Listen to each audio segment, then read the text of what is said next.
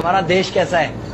वैसा ही जैसा आप छोड़ के गए थे। यानी कि हम अभी भी अंग्रेजों के गुलाम हैं? नहीं, अंग्रेजों से तो हमें 1947 में ही आजादी मिल गई थी। अच्छा, तो अब तो हमारे अपने लोग देश चलाते होंगे ना? हाँ, तब तो देश काफी आगे बढ़ गया होगा। जब हमारे अपने लोग देश चला रहे हैं तो गरीबी और भ्रष्टाचार का तो नाम ही नहीं होगा। सबको बराबर हक दिया जाता होगा, किसानों और मजदूरों का अच्छा ध्यान रखा जाता होगा ना? नहीं, ऐसा तो कुछ नहीं है। तो कैसा है बताना मुझे। कैसे हमारे अपने नेता, हमारे आजाद भारत के नेता, 100 साल हो गए मुझे गए हुए, बताना।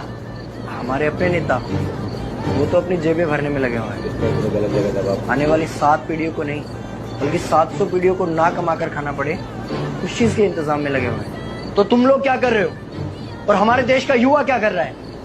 हम लोग तो इंस्टाग्राम पर रील्स देखने में बिजी हैं। यानी कि हमारी कुर्बानी का देश के लोगों पर कोई असर नहीं पड़ा।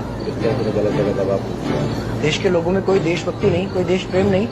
नहीं, ऐसा नहीं है। आपके लिए और देश के लिए बहुत प्रेम है भारत के लोगों के दिलों में। हर 15 अगस्त और 26 जनवरी को तिरंगा फहराते हैं, पूरे जोश के साथ भारत माता की जय बोलते हैं और आपकी डीपी भी लगाते हैं। और भारत और पाकिस्तान के क्रिकेट मैच के दौरान तो हमारी देशभक्ति पीक पर होती है। तुम इसे देशभक्ति समझते हो?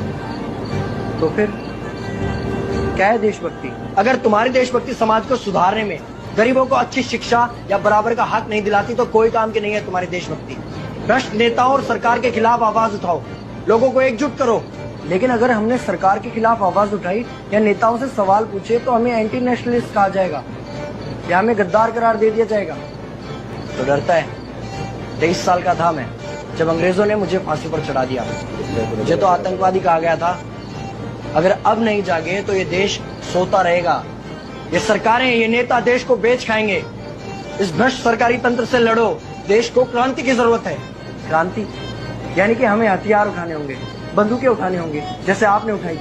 नहीं, हमारी क्रांति विचारों की थी। जब अंग्रेजी हुकूमत ने हमारी आवाज नहीं सुनी तो हमने और जोर से आवाज लगाई और अपने विचार रखे। और क्रांति केवल सत्ता को बदलने तक सीमित नहीं है, बल्कि इस भ्रष्ट अन्यायी तंत्र को जड़ से उखाड़ कर फेंकना है। पर ये होगा कैसे?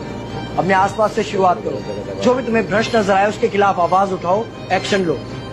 तुम्हारे टैक्स का पैसा नेताओं की जेब में जा रहा है, हिसाब मांगो। अपने वोट का सही इस्तेमाल करो, लोगों को जागरूक करो, इस देश को आजाद करवाओ। इंकलाब जिंदाबाद, इंकलाब जिंदाबाद।